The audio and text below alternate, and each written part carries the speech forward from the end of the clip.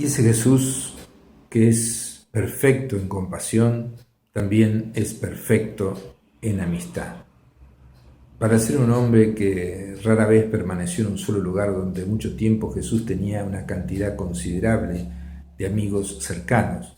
Ellos fueron sus discípulos, pero él estuvo cerca de personas tales como María, Marta, Lázaro, en cuya casa a menudo fue un huésped. Cuando Lázaro murió, Jesús lloró por la muerte de su buen amigo, pero luego, como Él es todopoderoso y es Dios, lo volvió a la vida. Le dijo: Lázaro, sal del sepulcro, ven fuera. Y Lázaro resucitó después de 3 días de estar muerto. Jesús es Dios, Jesús le ama y Jesús sigue siendo el mismo hoy, ayer y por los siglos. Los evangelios están llenos de referencias de amigo de Jesús y él fue amargamente acusado de ser amigo de publicanos y de pecadores. Lo acusaban de ser amigo de los pecadores. Qué acusación más honrosa, ¿no? Él vino a buscar y a salvar a los que estaban perdidos. Los religiosos decían: ¿cómo se junta con esta gente? Ellos no se juntaban y no los salvaban y los dejaban ir al infierno. Pero Jesús se juntaba con ellos y les hablaba y los amaba, y ellos captaban que Jesús los amaba.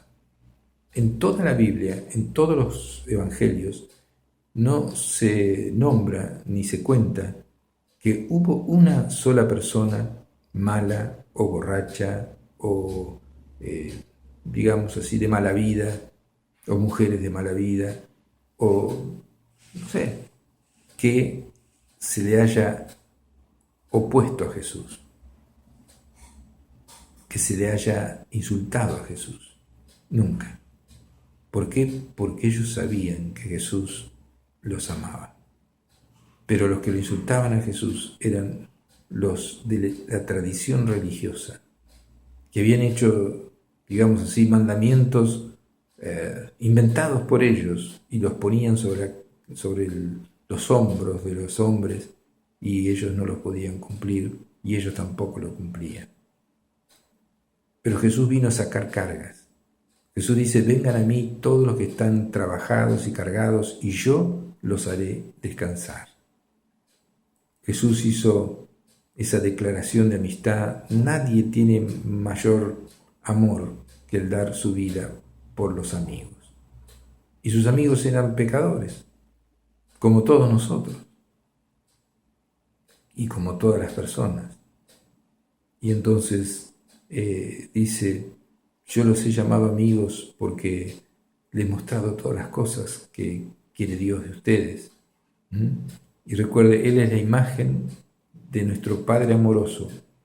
Él es el Dios en carne e insiste en que lo llamemos sus amigos. Dice Colosenses capítulo 1, versículo 15, Él es la imagen del Dios invisible, el primero de toda la creación. Antes de todas las cosas, Él estaba. El Verbo era con Dios y el Verbo era Dios. Todas las cosas por Él fueron hechas y sin Él nada de lo que ha sido hecho fue hecho.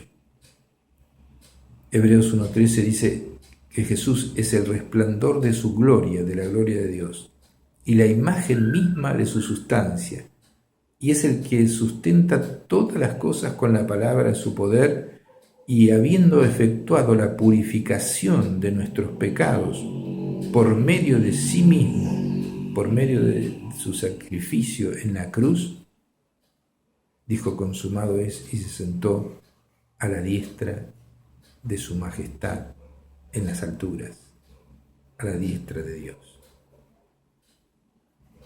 Dios es amor. Jesucristo es Dios. Jesucristo es Dios hecho hombre. Él murió en lugar de usted y de mí. Y nuestro amigo Jesús dice: no hay nadie que tenga un amor tan grande que dé su vida por sus amigos. La consagración Es una antigua y hermosa palabra que significa separado para el uso de Dios. Y Jesús fue nuestro ejemplo fundamental de tal dedicación. Antes de su nacimiento, los ángeles visitaron a los padres de Jesús y le indicaron acerca de su dedicación total con los propósitos de su Padre Celestial.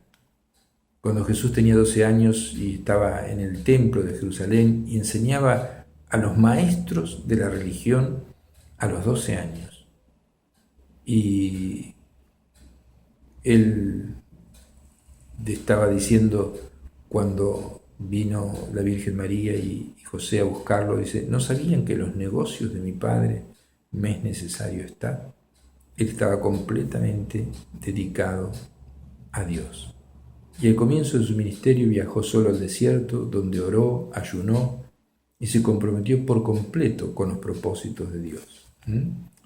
Aun cuando las multitudes lo apretaban y lo demandaban, y cuando él servía como amigo perfecto, con la compasión perfecta, aún entonces él permanecía dedicado de lleno a la comunión con su Padre.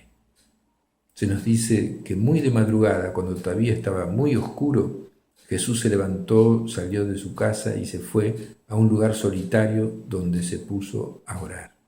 Eso dice San Marcos capítulo 1, versículo 35. Finalmente, conocedor de la cruel sentencia de muerte que lo esperaba, se dirigió al jardín de Getsemaní, al huerto, para orar. Y entonces dice, Padre, si es posible, no me hagas beber este trago amargo, pero no sea lo que yo quiera, sino lo que tú quieres. En ese momento, la humanidad de Jesús estaba con temor y con muchos nervios de lo que venía, de la terrible muerte que venía. Pero aún así se sometió a la voluntad del Padre, que era que Él muera por nosotros, porque era el único que podía morir en nuestro lugar. Él era el Cordero de Dios que quita el pecado del mundo.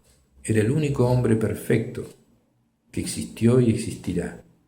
Por eso podía morir en nuestro lugar, porque el Cordero que se sacrificaba en el Antiguo Testamento tenía que ser perfecto. Y no se encontró ningún hombre perfecto, solamente Jesús. Y como era Dios, su muerte tuvo un valor infinito para pagar el pecado desde el primer hombre hasta el último que va a nacer. Eso es lo que hizo Jesús en la cruz. Entonces, Jesús no solamente es perfecto en su devoción hacia usted, Él es perfecto en su devoción hacia Dios. ¿Qué le parece? Extraordinario, ¿no? Jesús le amó tanto que se ofreció en la cruz para que usted tenga salvación y vida eterna. Debe arrepentirse de sus pecados completamente. Debe creer esto, que Él murió en su lugar, y debe invitarlo a que entre en su corazón, diciéndole, Señor, te abro mi corazón, entra en mi vida. Y entonces Jesús va a entrar en su vida, va a tomar el control, y usted va a empezar a gustarle las cosas que le gustan a su amigo. Cuando uno está con un amigo mucho tiempo, empiezan a hacerse parecidos. Y cuando Jesús vive, su amigo vive en usted, usted comienza a parecerse más a Jesús. La obra del Espíritu Santo empieza a fluir a través de usted y los frutos del Espíritu Santo empiezan a manifestarse en su vida. Así es lo que Jesús quiere que usted haga. Puede entregarle la vida a Jesús ahora. Puede decirle, Señor Jesús, te recibo en mi corazón, toma control de mi vida, te pido perdón por todos mis pecados. Gracias porque moriste en mi lugar en la cruz. Te recibo ahora como mi Señor, como mi Salvador y como mi Rey. Muchas gracias, Señor. Amén. Qué extraordinario, ¿eh? Entonces, nosotros no podemos discutir la maravillosa naturaleza de nuestro Señor sin mencionar su imponente poder. Aún como aquel que se sometió a la forma humana y a la muerte, Jesús habló con plena autoridad y poder de su Padre. Ante su palabra ocurrían sanidades y los demonios huían. A su orden las tormentas amainaban. Los discípulos, respetuosos y atemorizados por su poder, dijeron: ¿quién es este que hasta el viento y el mar le obedecen? Eso dice San Marcos capítulo 4, versículo 41. Y a su mandato la muerte misma se apartó de Lázaro y de otros que habían muerto, también resucitaron y volvieron a la vida. Entonces, Jesús tiene todo el poder y es su amigo que está al lado suyo. Entonces, cuando enfrentó su terrible crucifixión, Jesús permaneció en silencio ante Poncio Pilato, y quien le preguntó y le dijo: ¿no te das cuenta que yo tengo el poder para ponerte en libertad o para mandar a que te crucifiquen? Y Jesús le dice: no tendrías ningún poder si no te lo hubiera dado Dios de arriba, si no te hubiera sido dado de arriba. Dios pone a los gobernantes y los saca. Le tocó a Pilato estar ahí, y ahí tuvo una prueba, y él eligió lavarse las manos y crucificar a Jesús. Le importaba más su posición política que su salvación y su vida eterna, o de hacer lo correcto. Ahora, en la eternidad, estará lamentando esa decisión de lavarse las manos y entregar a Jesús a la muerte. Entonces Jesús sabía que su propio poder y autoridad provenían de arriba. Así como todo poder y toda autoridad, nuestro Dios tiene el control. No obstante, Jesús se sometió a la muerte porque solamente alguien que tuviera humanidad en común con nosotros podía habernos salvado de nuestros pecados. Solamente alguien con la compasión y el compañerismo supremo, alguien consagrado de lleno a Dios, capaz de mandarle a la muerte misma retirarse, y finalmente alguien dispuesto a tomar tal misión celestial para cumplirla. Y alguien que nos amó tanto que prefirió morir en nuestro lugar. Por eso Jesús se sometió a la muerte. Jesús dice: nadie me quita la vida, yo la pongo y la vuelvo a tomar. Él murió y resucitó porque Él es Dios y murió en lugar de nosotros. Vamos a un corte y seguimos.